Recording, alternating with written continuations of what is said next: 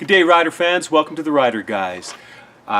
Just to bring you up to speed, it is week 10. The Riders are just coming off a complete demolishing of the Edmonton Eskimos in Edmonton, 54-31. Absolutely amazing game. I don't think anybody saw that coming. I personally thought it was going to be a good game, and I thought the Riders had a chance to win that game. I did not see that kind of a victory, a blowout like that. They completely dominated them. Our defense was a machine the whole game. Yeah. Riley won't soon forget that one, that's for sure. Anyways, fantastic game by the Riders. Couldn't be more excited. The Riders are now 4-4, going in against obviously what we know is going to be two tough games back-to-back, Labor Day and then the Banjo Bowl return game in Winnipeg. But I think that the defense can keep doing what they're doing. I think the Riders should be able to hold their own anyways. Lee, was there any, from a stats perspective, what sort of stood out for you? So Cameron Marshall definitely stuck out for me. Not really like I guess stat wise, but just like I mean like yard wise, he had seven attempts for 44 yards, but he averaged 6.3 yards per carry. What was his total yards though? Because his total yards was like 101 with a touchdown and an awesome touchdown. There was that was a beaut. He ran like a beast. Glenn was about to go down, and then he just tossed it over to Marshall. Just kind of came out. And he got it tossed by Glenn, and he just went in, hopped, and just flew into the end zone. That jump was awesome, and he got hit, but he's such a big, strong guy. He just went right through the contact. But receiving, he had 4 receptions for 61 yards, and his longest reception was 21 yards and a touchdown, and that was his touchdown, the 21-yard. Let me ask you a question. Would you like to see Cameron Marshall get the ball more on the ground? Yeah, I would. I think that in reality, like, even though we won, and it is kind of hard to say, oh, well, we need to change up we should change up the offense. True. When you beat a team, that the way bad. that we beat them, yeah, it was like 54 to 31, and it was just like you can't really say much, but I do still believe that Cameron Marshall should be getting the ball like 15, 20 times a game, in my opinion, because he's showing that he's picking up yardage, and there are still times where, like we have a 3 and out, but like we did stupid passes the entire time when Cameron Marshall has been picking up yardage the entire game. Do you not think that, I'd like to think so, that McAdoo has some plans as the weather grows colder and the passing game becomes more difficult, as we always know it does in the CFL as the season gets into October and then into November for the playoffs. I'd like to think that he's going to be getting the ball more. He's proven that he can handle it. Keenan LaFrance finally got into a game and showed very well. Now he got into last game. He was and the game before. The game was well. In the bag at that point. How motivated was Edmonton at that point? But he still looked good. Yeah. And with Morris and LaFrance backing up Marshall, I feel pretty good about what's in our backfield. Yeah. Anybody else stand out for you? One more thing. I think it'll get to a point, though, where it'll kind of be a Keenan LaFrance and Cameron Marshall thing, where they'll be able to switch off, and they'll just, both of them will be able to, Cameron Marshall will be able to get 15 rushes, and Keenan LaFrance will get 10 rushes. I think that'll happen soon, hopefully, because Keenan LaFrance showed good and Cameron Marshall has been showing good. But another stick out for me would probably be Roosevelt, of course. He's kind of starting to heat up a little bit. He had 7 receptions, 81 yards, and a touchdown. His touchdown was a beaut. Touchdown. I know a few people, you were saying on social media, people were saying that he didn't actually catch it with his hand and bring it in. It was off of his arm, but he still caught the ball. That's all I know, and it was a great touchdown. But the people that usually say that are usually the staff fans or just NFL fans. They'll put it on a social media, and a bunch of NFL fans will go in and they'll be like, "Who cares? It wasn't a good catch. He didn't really catch it." And it was like, well, you're dumb, because that actually is a hard ball to catch. You know what I like too, Lee, speaking of Roosevelt and the fact that he had a great game, was how Glenn spread out the ball. He did spread out the ball. I mean, there was no one guy that had an amazing game. Rob Bag too. Everybody. I mean, I think that there was probably 5 or 6 of our main receivers. They all caught more than one ball.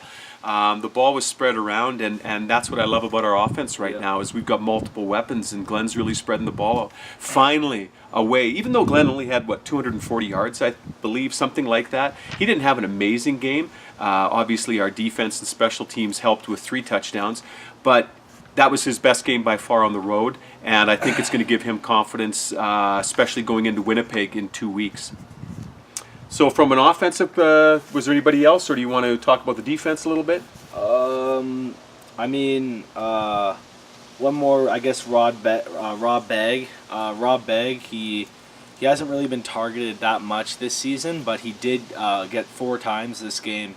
How many yards did he have? He had, I believe, 41 yards. And Nice. his longest was 16. And he's Rob that possession Begg guy, is right? a guy who isn't going to get the ball thrown to him that much, but when he does get the ball thrown to him, he's going to catch it. Yeah. Right? He's going to catch it. He gave us some key first downs in this game too. I was happy with Rob when he was called upon. He was up to the task. Yeah. Well, he's always been pretty consistent. So, but anyway, one more thing I want to talk about, and that is Nick Dembski. And in my opinion, I think Nick Dembski is not very good and should be cut off the team. In my opinion, I think he had 2 good games at the beginning of the season. Okay, fine. It's the first 2 games. We lost them. We're 4-4 now. Those games don't matter. What about him? Don't you like? I know you don't like his dancing. Look, you say he dances too much, and he doesn't. He dances way too much. And that punt was. Look, okay. You gotta let that ball go. On that punt, what happened was he attempted to get it over his shoulder, and in reality, sometimes you can do that if the ball isn't it, but the ball was very far out. So what he should have done is let the ball come over, either let it roll into the end zone, and if it doesn't, just pick it up and see what you can get with it. At least they don't score or give a up a touchdown single on point. it. But if it goes into the end zone, you pick it up. If you can get a little bit of yardage, get a little bit of yardage. You don't want to get out and get onto the 1-yard line or something like that. So, get out or take a knee. Most likely you want to take a knee because it's better than giving up 7 points like he did. But he got hammered. 8. They got a 2-point. I think they got a 2-point convert on that. He got hammered though trying to block a guy. I didn't really feel sorry for him because that was I so felt a little stupid. sorry for him. It was a pretty good shot to the head. Yeah, I just think that Nick Dembski he had that one game and then he just.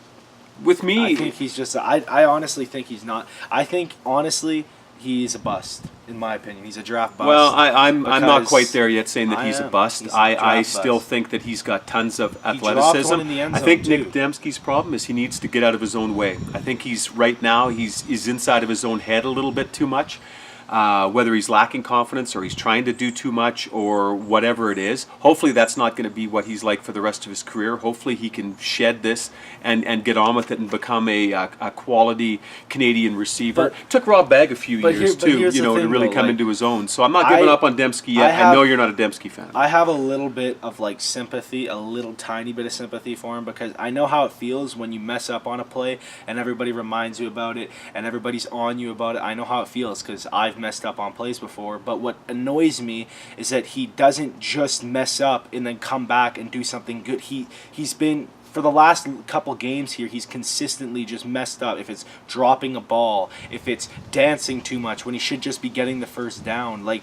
There's 2 types of football players. The ones that are hard-nosed and just get first downs, those are the ones who stay in the league. The ones that dance around too much and get tackled when they should just be trying to get the first down, those are the ones that get cut. So, all right. Well, I think you've said it all about Nick Dembski. Not a fan. We got to talk about the defense because the defense was absolutely unbelievable, and I pray that this defense is for real, and this is the way that they're going to be now moving forward. It seems to me that as we've all probably lost our patience a little bit over the last season and a half here with Chris Jones getting frustrated, especially last year. All the guys coming in, all the guys going out. It never seemed like there was any stability. It seems to me that he's kind of got his pieces in place now that he's happy with. At least I sure hope so. These guys are firing on all cylinders right now, and it was an absolute dominant, amazing wonderful, beautiful thing to watch. Mike Riley was running for his life most of the game, and it was something that if it can continue, all I can say is that we'll give Winnipeg a run for their money in both those upcoming games. Well, they did stop Riley pretty well. He got hammered too. He got hammered all game. 15 for 26, 160 yards, and 2 interceptions, and both of those interceptions were for 6. They were pick sixes. It was beautiful. I haven't seen Mike Riley be that ineffective in a long time. And I think hopefully they can do it to Nichols. We broke his streak of throwing one touchdown every. I've thrown a touchdown every game. Yeah, 17 games in a row. He had thrown a touchdown coming into that game. It stopped last what was it, Friday night? Yeah. And I can't remember the last time we stopped the quarterback that well, because all I remember is usually a rookie quarterback would come in and tear us apart. That's all I remember about quarterbacks and our defense. If we can keep that going, especially at home, that crowd, I wish I was there for the Labor Day game. All of you Rider fans that are there, I'm envious. We're both envious of you. It's going to be awesome. It's going to be electric. Cheer like hell. And if that defense can be as vicious as they've been, I mean, you talk about pursuit to the ball. Like these AC Leonard, like these guys are going hard and they're hitting everything. There's no half effort. Everybody is just, everybody. Like I mean, the whole defense, I got to give them credit. To me, there was no one standout. To me, it was, if you want to give that the game ball to anybody, you got to give it to all of them because they all played amazing. Well, Ed Gainey again could have, he had his hands on what could have been probably 2 more picks again.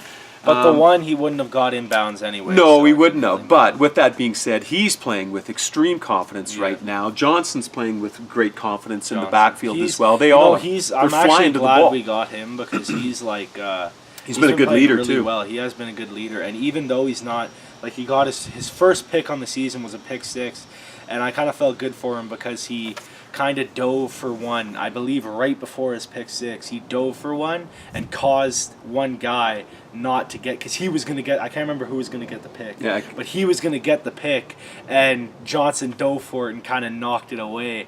And good play by him anyway. But it was a good play. The other defensive guy I won't fault him for that. He didn't know his guy was there. But he ended up getting a pick 6 anyway, so paid off. All right, so with that said, now we're going to start talking a little bit about the Bombers here. Obviously, it's going to be Matt Nichols is going to be the quarterback. We're going to be seeing some familiar faces. Dressler's going to be there. Hopefully he doesn't do to us what he did earlier in the season. I just think that if our defense can do what they did against Edmonton and BC the week before that, I just think that it's going to be a long afternoon for Nichols. Hopefully they keep it reeled in and they keep themselves grounded and their feet on the ground and they don't get too overconfident. We've had a little bit of a history of doing that over the last couple of years where we have a few good things go our way. The guys seem to get a little overconfident and they come and lay an egg. Hopefully that's not the case. I'm expecting some good things on Sunday. I'm excited about it. Wish we were there. It's going to look amazing on television. Anything you want to add on the Winnipeg game before we call our show? Not really, other than I hope Glenn doesn't throw a pick. I think he's going to do all right. He's been amazing at home. It's on the road is where he's had his concern. He just hasn't done anything. I think he only had, coming into this game, I think he had 1 TD. He had 13 or 14 at home and 1 TD on the road, which is amazing. Obviously, protection is a big part of that. Our offensive line, I think, is still a little bit susceptible. I'm not sure exactly why. I think that he's going to get tons of protection, though, against Winnipeg, and I'm expecting a good result come the weekend. Yeah, I honestly think that, too. I just hope that our defense can come out and come to play.